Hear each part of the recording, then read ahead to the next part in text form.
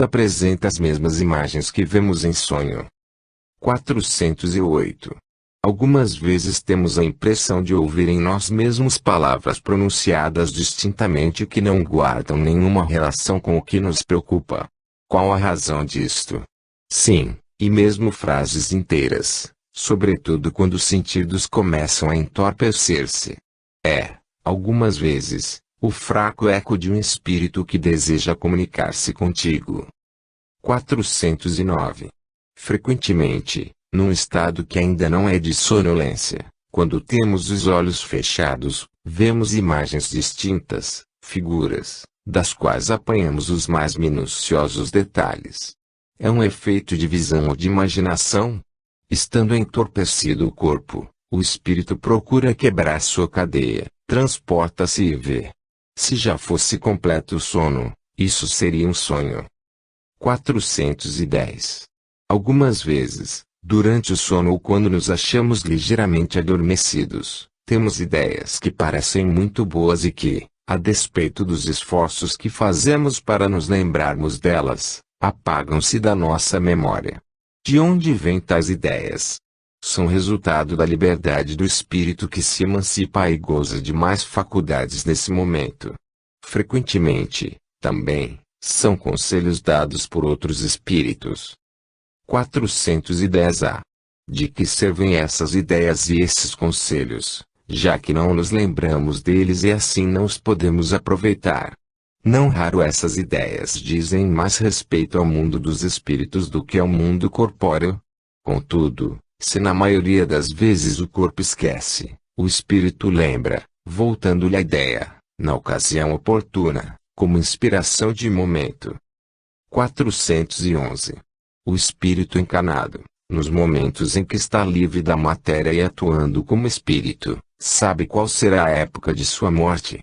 Muitas vezes ele a pressente, algumas vezes tem plena consciência dessa época, o que lhe dá, no estado de vigília, a sua intuição.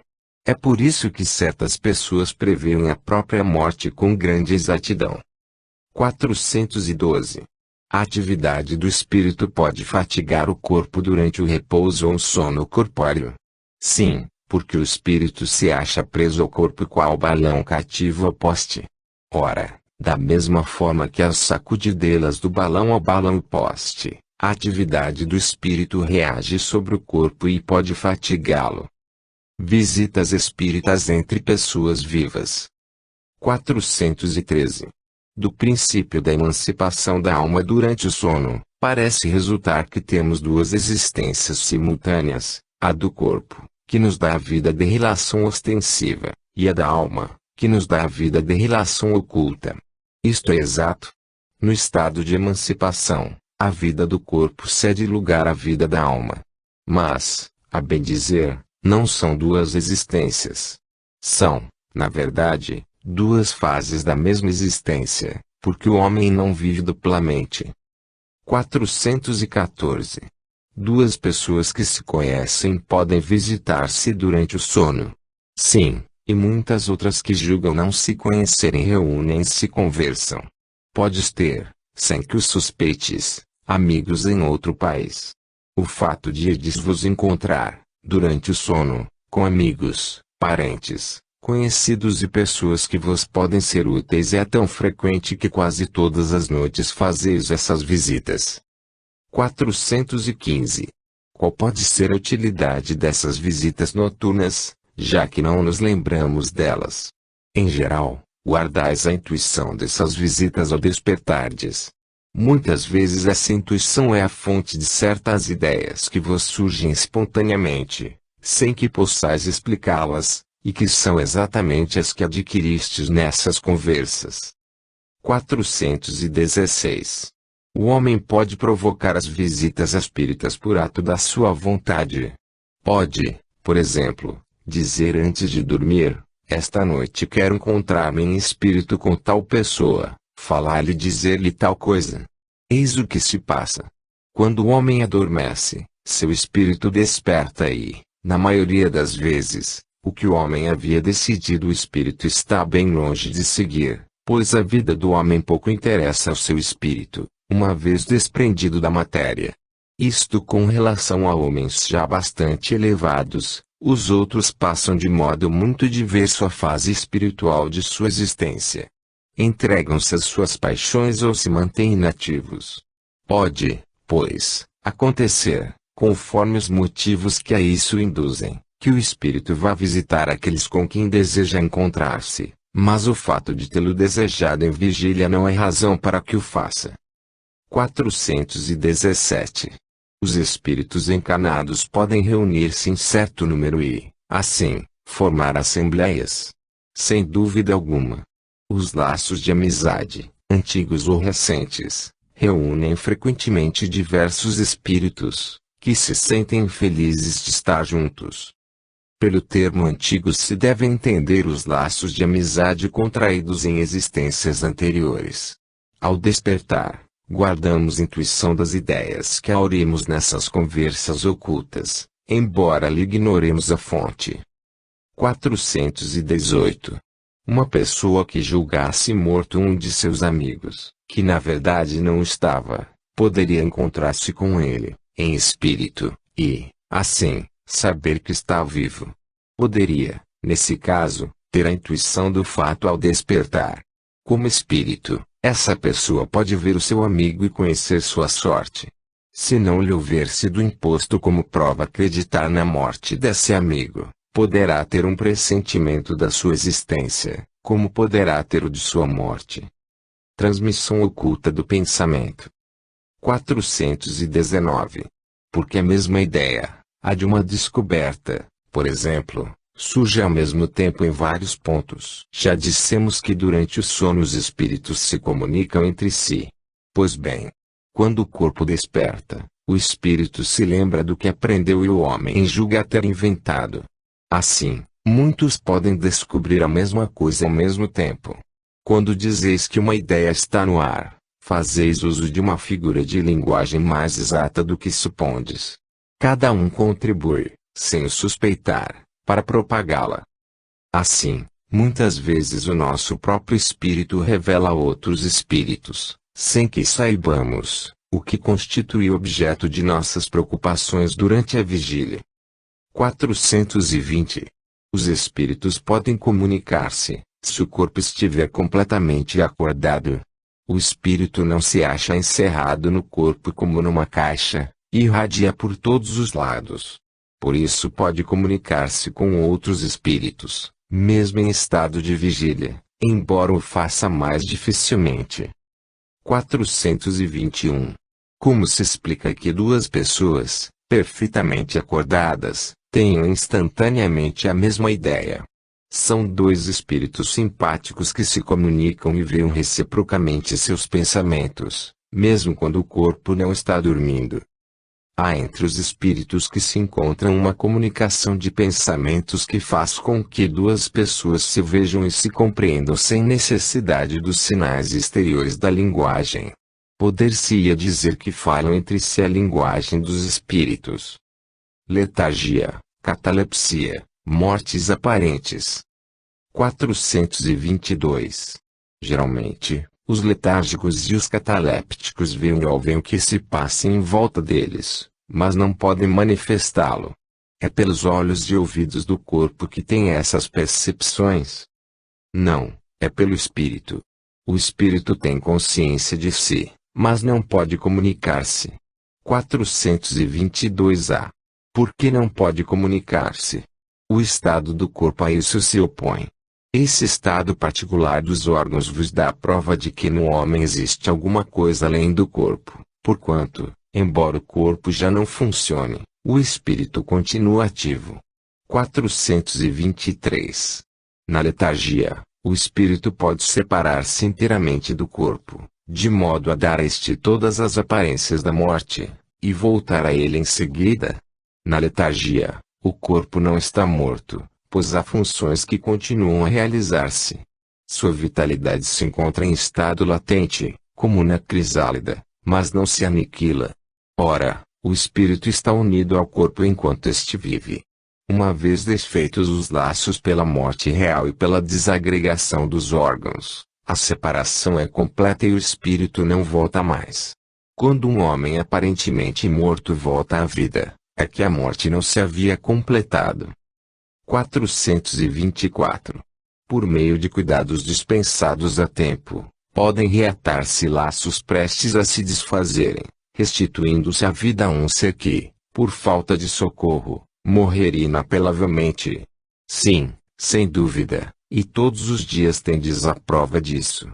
Muitas vezes, em tais casos, o magnetismo constitui poderoso meio de ação, porque restitui ao corpo o fluido vital que lhe falta e que era insuficiente para manter o funcionamento dos órgãos.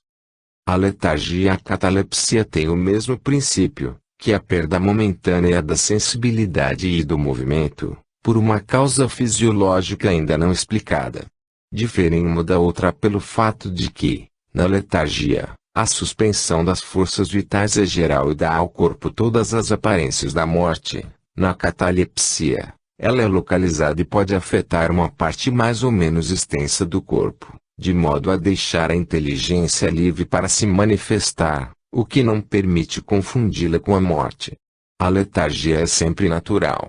A catalepsia, em certas ocasiões, é espontânea, mas pode ser provocada e desfeita artificialmente pela ação magnética. Sonambulismo. 425. O sonambulismo natural tem alguma relação com os sonhos. Como explicá-lo? É um estado de independência da alma, mais completo que no sonho, estado em que as suas faculdades ficam mais desenvolvidas. A alma tem percepções de que não dispõe no sonho, que é um estado de sonambulismo imperfeito. No sonambulismo, o espírito está na posse plena de si mesmo. Os órgãos materiais, achando-se de certa forma em estado de catalepsia, não mais recebem as impressões exteriores.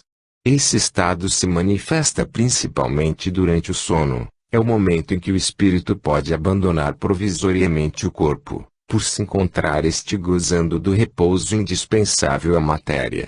Quando se produzem os fatos do sonambulismo, é que o espírito, preocupado com uma coisa ou outra, entrega-se a uma ação qualquer que necessita do uso do seu corpo, do qual ele então se serve, como se serve de uma mesa ou de outro objeto material no fenômeno das manifestações físicas, ou mesmo de vossa mão no caso das comunicações escritas.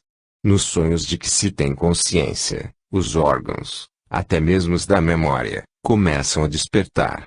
Recebem perfeitamente as impressões produzidas por objetos ou causas externas e as comunicam ao espírito que, então, também em repouso, só capta sensações confusas e quase sempre incoerentes, sem nenhuma aparente razão de ser, mescladas de vagas lembranças, quer da existência atual, quer das anteriores. Facilmente, portanto, se compreende porque os sonâmbulos não se recordam do que se passou no estado sonambúlico e porque os sonhos, cuja lembrança conservam, na maioria das vezes já não têm nenhum sentido. Digo na maioria das vezes, porque também acontece serem eles a consequência de lembrança precisa de acontecimentos de uma vida anterior e, por vezes, até mesmo de uma espécie de intuição do futuro. 426. O chamado sonambulismo magnético tem alguma relação com o sonambulismo natural? É a mesma coisa, a não ser pelo fato de ser provocado. 427. Qual a natureza do agente chamado fluido magnético? Fluido vital, eletricidade animalizada, que são modificações do fluido universal. 428. Qual é a causa da clarividência sonambúlica? Já o dissemos, é a alma que vê. 429. Como o sonâmbulo pode ver através de corpos opacos? Não há corpos opacos senão para os vossos órgãos grosseiros. Já não dissemos que, para o espírito, a matéria não oferece obstáculo, pois que ele atravessa livremente. Com frequência ele vos diz que vê pela fronte, pelo joelho etc. Porque vós, inteiramente mergulhados na matéria, não compreendeis que ele possa ver sem o auxílio dos órgãos. Ele mesmo, pelo desejo que manifestais, julga precisar de tais órgãos, mas, Se o deixasseis livre, compreenderia que vê por todas as partes do seu corpo, ou, melhor dizendo, que vê de fora do seu corpo. 430. Já que a clarividência do sonâmbulo é a de sua alma ou de seu espírito, por que ele não vê tudo e tantas vezes se engana? Primeiro, não é permitido aos espíritos imperfeitos verem tudo e tudo conhecerem. Sabes perfeitamente que eles ainda partilham dos vossos erros e preconceitos. E, depois, quando estão presos à matéria, não gozam de todas as suas faculdades de espírito. Deus deu ao homem a faculdade sonambúlica com um fim útil e sério, e não para lhe ensinar o que não deve saber. Eis porque os sonâmbulos nem tudo podem dizer. 431. Qual a origem das ideias inatas do sonâmbulo e como pode falar com exatidão de coisas que ignora no estado de vigília, até mesmo das que estão acima de sua capacidade intelectual? Acontece que o sonâmbulo possui mais conhecimentos do que supões. Apenas estão adormecidos, porque seu envoltório é imperfeito demais para que possa lembrar-se deles. Que é, afinal, um sonâmbulo. Espírito como nós, encarnado na matéria para cumprir a sua missão, e o estado em que entra o desperta dessa letargia. Já te dissemos repetidamente que revivemos muitas vezes. Essa mudança que o faz perder materialmente o que conseguiu aprender na existência precedente. Entrando no estado a que chamas crise, ele se lembra, mas nem sempre de maneira completa, sabe, mas não poderia dizer de onde lhe vem o que sabe, nem como possui esses conhecimentos. Passada a crise, toda a lembrança se apaga e ele volta à obscuridade. Mostra a experiência que os sonâmbulos também recebem comunicações de outros espíritos, que lhes transmitem o que devem dizer, suprindo a sua deficiência. Isto se observa principalmente nas prescrições médicas. O espírito do sonâmbulo vê o mal, outro lhe indica o remédio. Essa duplação é às vezes evidente e se revela, além disso, por estas expressões muito frequentes: dizem-me que diga, ou proíbem-me de dizer tal coisa. Neste último caso, é sempre perigoso insistir em obter a revelação negada, porque então se dá chance a que intervenham espíritos levianos, que falam de tudo sem escrúpulo e sem se importarem com a verdade. 432. Como se explica a visão à distância em alguns sonâmbulos? A alma não se transporta durante o sono. E a mesma coisa no sonambulismo. 433. O desenvolvimento maior ou menor da clarividência sonambúlica depende da organização física ou da natureza do espírito encarnado? De ambas. Há disposições físicas que permitem ao espírito libertar-se mais ou menos facilmente da matéria. 434. As faculdades de que o sonâmbulo desfruta são as mesmas que tem o espírito depois da morte. Até certo ponto, pois é preciso levar em conta a influência da matéria qual o espírito do sonâmbulo ainda se acha ligado. 435. O sonâmbulo pode ver os outros espíritos. A maioria deles os vê muito bem, dependendo do grau e da natureza da lucidez de cada um. No entanto, algumas vezes eles não se dão conta disso, no primeiro momento, e os tomam por seres corpóreos. Isso acontece principalmente aos que não têm nenhum conhecimento do espiritismo, ainda não compreendem a essência dos espíritos, ficam espantados e, por isso, acreditam estar vendo seres encarnados. O mesmo efeito se produz no momento da morte, entre os que ainda se julgam vivos. Não percebem nenhuma mudança ao seu redor, parecendo-lhes que os espíritos têm corpos iguais aos nossos. Daí porque tomam a aparência do próprio corpo por um corpo real. 436. O sonâmbulo que vê a distância, vê do lugar onde está o seu corpo ou daquele em que está sua alma. Por que esta pergunta, já que é a alma quem vê e não o corpo? 437. Considerando-se que é a alma que se transporta, como pode o sonâmbulo experimentar no corpo as sensações do frio e do calor existentes no lugar em que se encontra sua alma, algumas vezes bem distante daquele em que está o seu corpo. A alma não deixou inteiramente o corpo, ao qual está sempre ligada por um laço, que é o condutor das sensações. Quando duas pessoas se correspondem de uma cidade a outra por meio da eletricidade, o laço que liga os seus pensamentos é a eletricidade, por isso elas se comunicam como se estivessem uma ao lado da outra. 438. O uso que um sonâmbulo faz da sua faculdade influi no estado do seu espírito depois da morte. Sim, como o uso bom ou mau de todas as faculdades que Deus concedeu ao homem. Êxtase. 439. Qual a diferença entre o êxtase e o sonambulismo? O êxtase é um sonambulismo mais apurado. A alma do estático é ainda mais independente. 440. O espírito do estático penetra realmente nos mundos superiores. Sim, ele os vê e compreende a felicidade dos que os habitam, razão por que gostaria de neles permanecer. Mas há mundos inacessíveis aos espíritos que ainda não estão bastante purificados. 441. Quando o estático exprime o desejo de deixar a Terra, fala sinceramente. E não o retém o instinto de conservação. Isso depende do grau de purificação do espírito. Se vê a sua posição futura melhor que a da vida presente, esforça-se por desfazer os laços que o prendem à Terra. 442. Se abandonássemos o estático a si mesmo, sua alma poderia abandonar definitivamente o corpo. Sim, ele poderia morrer. Por isso é preciso chamá-lo por meio de tudo que possa aprender a este mundo, sobretudo fazendo-lhe compreender que a maneira mais certa de não ficar lá, onde vê que seria feliz, consistiria em partir a cadeia que o retém ao planeta terreno.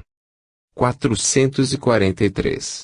Há coisas que o estático pensa ver, mas que, evidentemente, resultam de uma imaginação abalada pelas crenças e preconceitos terrenos. Assim, nem tudo o que ele vê é real. O que ele vê é real para ele, mas, como seu espírito está sempre sob a influência das ideias terrenas, pode ver à sua maneira, ou, melhor dizendo, pode exprimir o que viu numa linguagem condizente com os seus preconceitos e as ideias em que foi criado, ou com os vossos preconceitos, a fim de ser mais bem compreendido. É sobretudo nesse sentido que ele pode errar. 444. Qual o grau de confiança que se pode depositar nas revelações dos estáticos? O estático pode enganar-se com muita frequência, sobretudo quando quer penetrar naquilo que deve continuar a ser mistério para o homem, porque, então, se deixa levar por suas próprias ideias, ou se torna joguete de espíritos enganadores que se aproveitam de seu entusiasmo para o fascinar. 445. Que consequências se podem tirar dos fenômenos do sonambulismo e do êxtase? Não seria uma espécie de iniciação à vida futura? É, melhor dizendo, a vida passada e a vida futura que o homem entrevê. Que ele estude esses fenômenos e neles encontrará a solução de mais de um mistério que a sua razão procura inutilmente devassar. 446. Os fenômenos do sonambulismo e do êxtase poderiam conciliar-se com o materialismo. Quem os estuda de boa fé e sem prevenções não pode ser materialista, nem ateu. Segunda vista. 447. O fenômeno designado pelo nome de segunda vista tem alguma relação com o sonho e o sonambulismo? Tudo isso é uma coisa só. No que chamais segunda vista, o espírito ainda está mais livre, embora o corpo não esteja adormecido. A segunda vista é a vista da alma. 448. A segunda vista é permanente. A faculdade, sim, o exercício, não. Nos mundos menos materiais que o vosso, os espíritos se desprendem mais facilmente e se põem em comunicação apenas pelo pensamento, sem excluir, todavia, a linguagem articulada. É por isso que em tais mundos a segunda vista é uma faculdade permanente para a maioria de seus habitantes. Seu estado normal pode ser comparado ao dos vossos sonâmbulos lúcidos, e esta é também a razão pela qual eles se manifestam a vós mais facilmente do que os que estão encarnados em corpos mais grosseiros. 449. A segunda vista se desenvolve espontaneamente ou pela vontade de quem a possui. Na maioria das vezes ela é espontânea, mas não raro a vontade também desempenha importante papel. Se tomares como exemplo algumas dessas pessoas a quem se dá o nome de ledores de sorte, algumas das quais dotadas desta faculdade, verás que é com auxílio da própria vontade que entram no estado de segunda vista, ou naquilo que chamas visão. 450. A segunda vista é capaz de desenvolver-se pelo exercício. Sim, o trabalho conduz sempre ao progresso, dissipando o véu que encobre as coisas. 450-A. Esta faculdade tem alguma relação com a organização física. Certamente que o organismo desempenha o seu papel, mas há organismos que lhe são refratários. 451. Por que a segunda vista parece hereditária em certas famílias?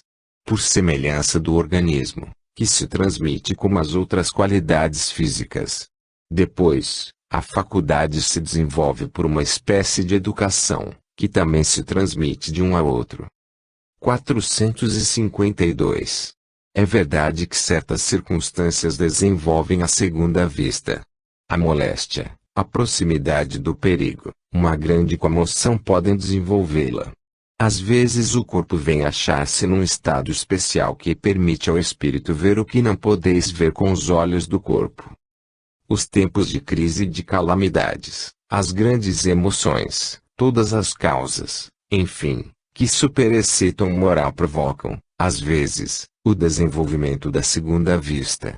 É como se a providência, diante de um perigo que nos ameace, nos desse um meio de afastá-lo. Todas as seitas e todos os partidos perseguidos nos oferecem inúmeros exemplos desse fato. 453. As pessoas dotadas de segunda vista têm sempre consciência de sua faculdade? Nem sempre. Consideram isso perfeitamente natural e muitos creem que, se cada um se observasse melhor, todos veriam que são como eles. 454.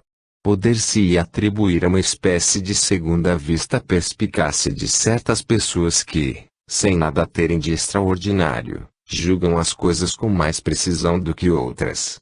É sempre a alma que irradia mais livremente e julga melhor do que sob o véu da matéria. 454-A. Esta faculdade pode dar, em alguns casos, a presciência das coisas. Sim. Também dá aos pressentimentos, pois há muitos graus nessa faculdade e o mesmo indivíduo pode ter todos os graus, ou apenas alguns. Resumo teórico do sonambulismo, do êxtase e da segunda vista. 455. Os fenômenos do sonambulismo natural se produzem espontaneamente e independem de qualquer causa exterior conhecida. Mas, em certas pessoas dotadas de organização especial, podem ser provocados artificialmente, pela ação do agente magnético. O estado designado pelo nome de sonambulismo magnético só difere do sonambulismo natural pelo fato de ser provocado, enquanto o outro é espontâneo. O sonambulismo natural é um fato notório, que ninguém pensa em pôr em dúvida, a despeito dos admiráveis fenômenos que apresenta. Que haveria, pois, de mais extraordinário ou de mais irracional no sonambulismo magnético, por ser produzido artificialmente, como tantas outras coisas. Dizem que os charlatães o têm explorado, razão a mais para que não seja deixado nas suas mãos. Quando a ciência se houver apropriado dele, bem menos crédito terá o charlatanismo entre as massas. Enquanto isto não acontece, como o sonambulismo natural ou artificial é um fato, e como contra fatos não há raciocínio possível, ele vai se firmando, a despeito da má vontade de alguns, e isso no seio da própria ciência, em que penetra por uma infinidade de portinhas, em vez de entrar pela porta larga. Quando ali estiver plenamente firmado, terão que o aceitar sem contestação. Para o espiritismo, o sonambulismo é mais que um fenômeno fisiológico, é uma luz projetada sobre a psicologia. É aí que se pode estudar a alma, porque é nele que ela se mostra claramente. Ora, um dos fenômenos que a caracterizam é o da clarividência independente dos órgãos ordinários da vista. Os que contestam isso se baseiam no fato de que o sonâmbulo nem sempre vê, e a vontade do experimentador, como com os olhos. Será de admirar que os efeitos não sejam os mesmos quando os meios são diferentes. Será racional esperar efeitos idênticos, quando o instrumento não existe mais? A alma tem suas propriedades, como os olhos têm as suas. Deve-se julgá-las em si mesmas e não por analogia. A causa da clarividência do sonâmbulo magnético e do sonâmbulo natural é exatamente a mesma. É um atributo da alma, uma faculdade inerente a todas as partes do ser incorpóreo que existe em nós, e que tem como limites apenas aqueles assinalados à própria alma. O sonâmbulo vê em todo lugar em que sua alma possa transportar-se, seja qual for a distância. Na visão à distância, o sonâmbulo não vê as coisas do local onde se encontra o seu corpo, como se fosse por meio de um telescópio. Ele as vê presentes, como se estivesse no lugar em que elas existem, porque, na verdade, sua alma lá se encontra. É por isso que seu corpo fica como que aniquilado e privado de sensações até que a alma venha pulsar-se dele novamente. Esta separação parcial da alma e do corpo é um estado anormal, que pode ter duração mais ou menos longa, mas não indefinida. É a causa da fadiga que o corpo experimenta após certo tempo, sobretudo quando a alma se entrega a um trabalho ativo. A vista da alma ou do espírito não é circunscrita e não tem sede determinada, razão por que os sonâmbulos não lhe podem assinalar um órgão especial. Veem porque veem, sem saberem motivo nem o modo, já que, na condição de espíritos, a vista não tem para eles foco próprio. Se reportam ao corpo, esse foco lhes parece estar nos centros em que a atividade vital é maior, principalmente no cérebro, na região epigástrica ou no órgão que considerem o ponto de ligação mais forte entre o espírito e o corpo. O poder da lucidez sonambúlica não é indefinido. O espírito, mesmo quando completamente livre, é limitado em suas faculdades e conhecimentos, segundo o grau de perfeição que haja alcançado, e é mais limitado ainda quando ligado à matéria, da qual sofre a influência. Essa é a causa pela qual a clarividência sonambúlica não é universal nem infalível. E tanto menos se pode contar com a sua infalibilidade, quanto mais a desviem do fim proposto pela natureza e a transformem em objeto de curiosidade e de experimentação. No estado de desprendimento em que se acha, o espírito do sonâmbulo entra mais facilmente em comunicação com os outros espíritos encarnados ou não encarnados. Essa comunicação se estabelece pelo contato dos fluidos que compõem os perispíritos e servem de transmissão ao pensamento, como o fio elétrico. O sonâmbulo não tem, portanto, necessidade de que o pensamento seja articulado por meio da palavra, ele o sente e adivinha. É o que o torna eminentemente impressionável e acessível às influências da atmosfera moral que o envolve. Essa também é a razão pela qual o concurso de numerosos espectadores, principalmente de curiosos mais ou menos malevolentes, prejudica de modo essencial o desenvolvimento das faculdades que, a bem dizer, se recolhem sobre si mesmas e só se desdobram com total liberdade num meio íntimo ou simpático. A presença de pessoas mal intencionadas ou antipáticas produz sobre ele o efeito do contato da mão sobre a sensitiva. O sonâmbulo vê ao mesmo tempo o seu próprio espírito e o seu corpo. Eles são, por assim dizer, dois seres que lhe representam a dupla existência espiritual e corpórea, confundidos, entretanto, pelos laços que os unem. Nem sempre o sonâmbulo se dá conta dessa situação, e essa dualidade faz que muitas vezes ele fale de si como se falasse de uma pessoa estranha. É que ora é o ser corpóreo que fala ao ser espiritual, ora é o ser espiritual que fala ao ser corpóreo. Em cada uma de suas existências corpóreas, o espírito adquire um acréscimo de conhecimentos e de experiência. Esquece-os em parte, quando encarnado em matéria excessivamente grosseira, mas, como espírito, recorda-se delas. É por isso que certos sonâmbulos revelam conhecimentos superiores ao seu grau de instrução, e mesmo superiores às suas aparentes capacidades intelectuais. Portanto, a inferioridade intelectual e científica do sonâmbulo, quando desperto, não nos autoriza a julgar previamente os conhecimentos que ele possa revelar no estado de lucidez. Conforme as circunstâncias e o objetivo que se tem em vista, ele os pode aurir da sua própria experiência, da clarividência das coisas presentes, ou dos conselhos que receba de outros espíritos. Como, porém, seu próprio espírito pode ser mais ou menos adiantado, possível-lhe é dizer coisas mais ou menos exatas. Pelos fenômenos do sonambulismo, quer natural, quer magnético, a providência nos dá a prova irrecusável da existência e da independência da alma e nos faz assistir ao sublime espetáculo da sua emancipação. Por esse meio ela nos abre o livro do nosso destino. Quando o sonâmbulo descreve o que se passa à distância, é evidente que ele vê, mas não com os olhos do corpo. Vê-se a si mesmo nesse local e para lá se sente transportado. Ali se acha, pois, alguma coisa dele, e não podendo ser essa alguma coisa o seu corpo, só pode ser sua alma ou seu espírito. Enquanto o homem se perde nas sutilezas de uma metafísica abstrata e ininteligível, em busca das causas da nossa existência moral, Deus põe diariamente sob os nossos olhos e ao alcance da mão os meios mais simples e mais evidentes para o estudo da psicologia experimental. O êxtase é o estado no qual a independência da alma e do corpo se manifesta de modo mais sensível, tornando-se, de certa forma, palpável. No sonho e no sonambulismo, a alma vaga pelas regiões terrenas. No êxtase, penetra em um mundo desconhecido, o dos espíritos etéreos, com os quais entra em comunicação, sem, todavia, poder ultrapassar certos limites, que não poderia transpor sem desfazer totalmente os laços que aprendem ao corpo.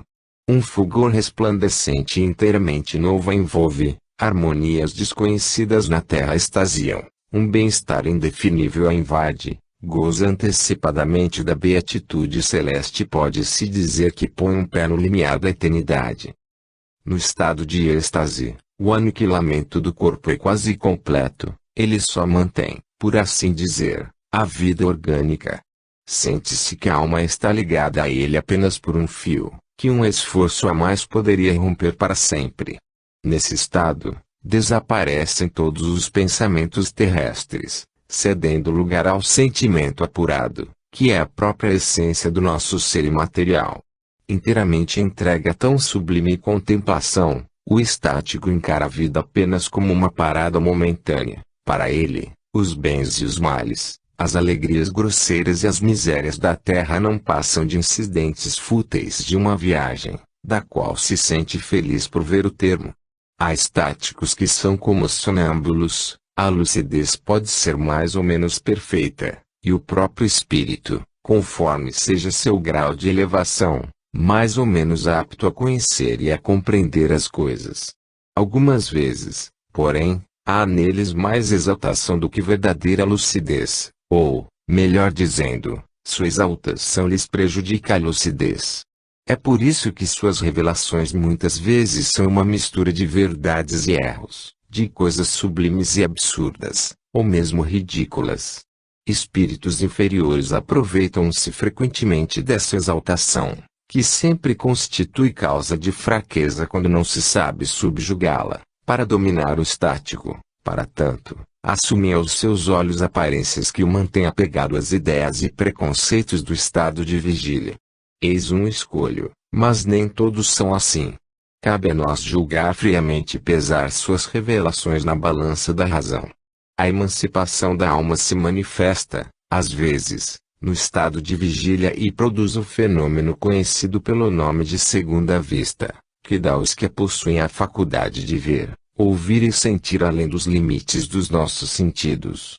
Percebem as coisas ausentes por toda parte onde a alma possa estender a sua ação, veem, por assim dizer, através da vista ordinária como por uma espécie de miragem. No momento em que o fenômeno da segunda vista se produz, o estado físico do indivíduo é sensivelmente modificado. O olho tem algo de vago, ele fita sem ver, toda sua fisionomia reflete uma espécie de exaltação. Constata-se que os órgãos visuais são alheios ao fenômeno, já que a visão persiste, apesar da oclusão dos olhos. Para quem desfruta de tal faculdade, ela parece tão natural como a de ver. Consideram-no um atributo do seu ser, sem nada ter de excepcional. Muitas vezes o esquecimento se segue a essa lucidez passageira, cuja lembrança se torna cada vez mais vaga e acaba por desaparecer, como a de um sonho. O poder da segunda vista varia desde a sensação confusa até a percepção clara e nítida das coisas presentes ou ausentes. No estado rudimentar, ela confere a certas pessoas o tato, a perspicácia, uma espécie de segurança em seus atos, a que se pode chamar de precisão de golpe de vista moral. Mais desenvolvida, desperta pressentimentos, mais desenvolvida ainda, mostra os acontecimentos que se deram ou estão para dar-se. O sonambulismo natural e artificial, o êxtase e a segunda vista não passam de variedades ou modificações de uma mesma causa. Esses fenômenos, assim como os sonhos, fazem parte da natureza e, por isso, sempre existiram. A história nos mostra que foram conhecidos e até explorados desde a mais remota antiguidade, encontrando-se neles a explicação de uma porção de fatos que os preconceitos fizeram ser vistos como sobrenaturais. Capítulo 9. Intervenção dos espíritos no mundo corpóreo. Penetração dos espíritos em nossos pensamentos. 456. Os espíritos veem tudo o que fazemos. Podem ver, pois constantemente vos rodeiam, mas cada um só vê as coisas a que dá atenção, não se ocupando das que lhes são indiferentes. 457. Os espíritos podem conhecer os nossos mais secretos pensamentos. Muitas vezes conhecem aquilo que desejaríeis ocultar de vós mesmos. Nem atos, nem pensamentos lhe podem ser dissimulados. 457-A. Sendo assim, parece mais fácil ocultar qualquer coisa de uma pessoa viva do que escondê-la dessa mesma pessoa depois de morta. Certamente, e quando vos julgais bem escondidos, muitas vezes tendes uma multidão de espíritos que vos observam. 458. Que pensam de nós os espíritos que estão ao nosso redor e nos observam? Depende. Os espíritos levianos riem dos pequenos aborrecimentos que vos causam e zombam das vossas impaciências. Os espíritos sérios lamentam as vossas imperfeições e procuram ajudar-vos. Influência oculta dos espíritos em nossos pensamentos e atos. 459. Os espíritos influem em nossos pensamentos e em nossos atos. Muito mais do que imaginais, pois frequentemente são eles que vos dirigem. 460. Além dos pensamentos que nos são próprios, haverá outros que nos são sugeridos. Vossa alma é um espírito que pensa. Não ignorais que muitos pensamentos vos ocorrem ao mesmo tempo sobre o mesmo assunto e, frequentemente, bastante contraditórios. Pois bem, neles há sempre um pouco de vós e um pouco de nós. E é isso que vos deixa na incerteza, porque tendes em vós duas ideias que se combatem. 461. Como distinguir os pensamentos que nos são próprios dos que nos são sugeridos? Quando um pensamento vos é sugerido, é como uma voz que vos fala. Geralmente, os pensamentos próprios são os que vos ocorrem em primeiro lugar. Afinal, não vos é de grande interesse estabelecer essa distinção. E muitas vezes é útil não sabê-la. O homem age mais livremente. Se decidir pelo bem, ele o fará com maior boa vontade. Se tomar o mau caminho, maior será sua responsabilidade. 462. Os homens inteligentes e de gênio sempre tiram suas ideias de dentro de si mesmos. Algumas vezes elas lhes vêm do seu próprio espírito, mas muitas vezes lhes são sugeridas por outros espíritos que os julgam capazes de compreendê-las e dignos de transmiti-las. Quando os homens não as encontram em si mesmos, apelam para a inspiração. Sem que suspeitem, fazem verdadeira evocação. Se nos fosse útil poder distinguir claramente os nossos pensamentos próprios dos que nos são sugeridos, Deus nos teria dado os meios de consegui-lo, como nos deu de distinguir o dia da noite.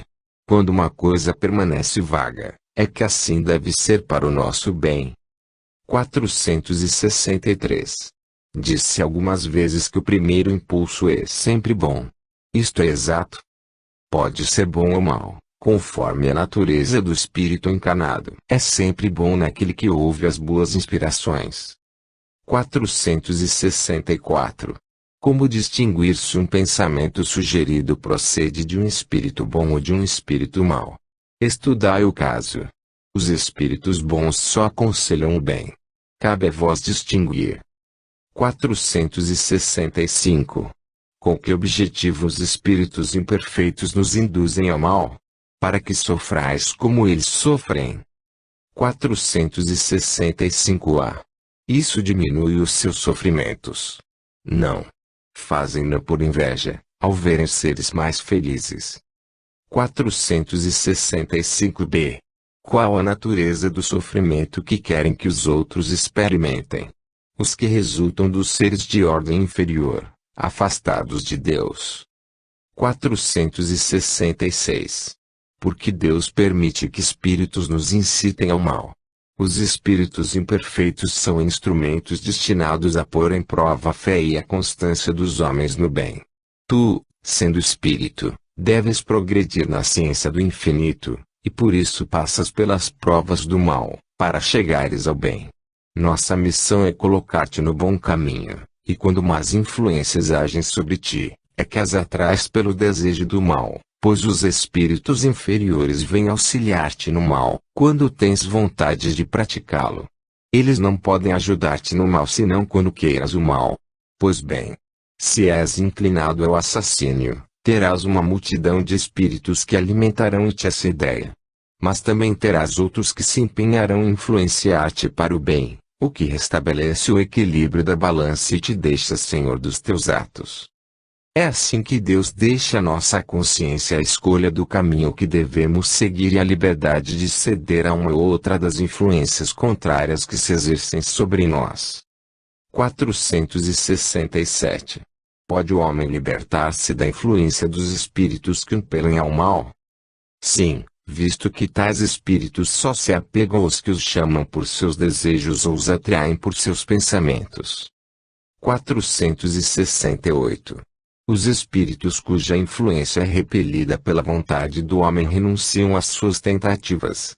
Que querias que fizessem? Quando não há nada a fazer, eles cedem o lugar. Entretanto, espreitam o momento favorável, como o gato espreita o rato. 469. Por que meios podemos neutralizar a influência dos espíritos maus? Praticando bem e pondo toda a vossa confiança em Deus, repelireis a influência dos espíritos inferiores e destruireis o império que queiram ter sobre vós. Evitai escutar as sugestões dos espíritos que vos suscitam maus pensamentos, que sopram a discórdia entre vós e excitam todas as paixões más. Desconfiai, sobretudo, dos que exaltam o vosso orgulho, porque eles vos atacam na vossa fraqueza. Essa razão porque Jesus vos ensinou a dizer, na oração dominical, Senhor, não nos deixeis cair em tentação, mas livrai-nos do mal. 470. Os espíritos que procuram induzir-nos ao mal e que põem assim em prova a nossa firmeza no bem receberam missão de fazê-lo. E se é uma missão que cumprem, terão alguma responsabilidade nisso. Nenhum espírito recebe a missão de fazer o mal. Quando o faz, age por conta própria e, por conseguinte, sofre as consequências. Deus pode permitir que ele o faça para vos provar, mas não o ordena, cabendo a vós repeli-lo. 471. Quando experimentamos uma sensação de angústia, de ansiedade indefinível ou satisfação interior sem causa conhecida, Isso se deve unicamente a uma disposição física. É quase sempre efeito das comunicações que, inconscientemente, tendes com os espíritos, ou que tivestes com eles durante o sono. 472. Os espíritos que nos querem induzir a mal se limitam a aproveitar as circunstâncias em que nos encontramos ou podem criar essas circunstâncias. Aproveitam a circunstância, mas muitas vezes a provocam, impelindo-vos, sem que o saibais, para o objeto da vossa cobiça. Assim, por exemplo, um homem encontra em seu caminho certa quantia de dinheiro, não penses que foram os espíritos que a trouxeram para ali. Contudo, eles podem inspirar ao homem a ideia de tomar aquela direção e sugerir-lhe depois de apoderar-se do dinheiro, enquanto outros lhe sugerem o pensamento de devolver o dinheiro ao dono.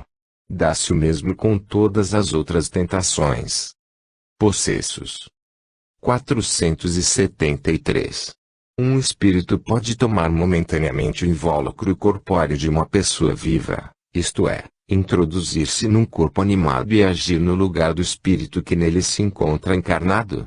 O espírito não entra num corpo como entras numa casa. Identifica-se com um espírito encarnado, cujos defeitos e qualidades sejam os mesmos que os seus, a fim de agirem conjuntamente. Mas é sempre o espírito encarnado quem atua, conforme queira, sobre a matéria de que se acha revestido. Um espírito não pode substituir-se ao que está encarnado, pois este terá que permanecer ligado ao seu corpo até o termo fixado para sua existência material. 474. Se não há possessão propriamente dita, isto é, coabitação de dois espíritos no mesmo corpo, pode a alma ficar na dependência de outro espírito, de modo a ser por ele subjugada ou obsidiada a ponto de sua vontade vir achar-se, de certo modo, paralisada.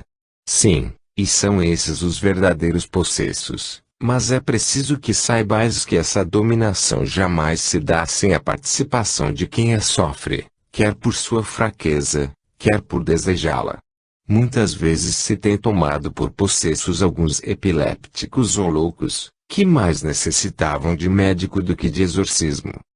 Na sua acepção vulgar, a palavra possesso supõe a existência de demônios, isto é, de uma categoria de seres de natureza má, e a coabitação de um desses seres com a alma de um indivíduo, no seu corpo. Considerando-se que, nesse sentido, não há demônios e que dois espíritos não podem habitar simultaneamente o mesmo corpo, não há possesso segundo a ideia comumente associada a esta palavra. Pela palavra possesso deve-se entender apenas a dependência absoluta em que uma alma pode achar-se com relação a espíritos imperfeitos que a subjuguem. 475. Pode uma pessoa, por si mesma, afastar os espíritos maus e libertar-se do domínio deles? Sempre se pode sacudir um jugo, quando se tem vontade firme.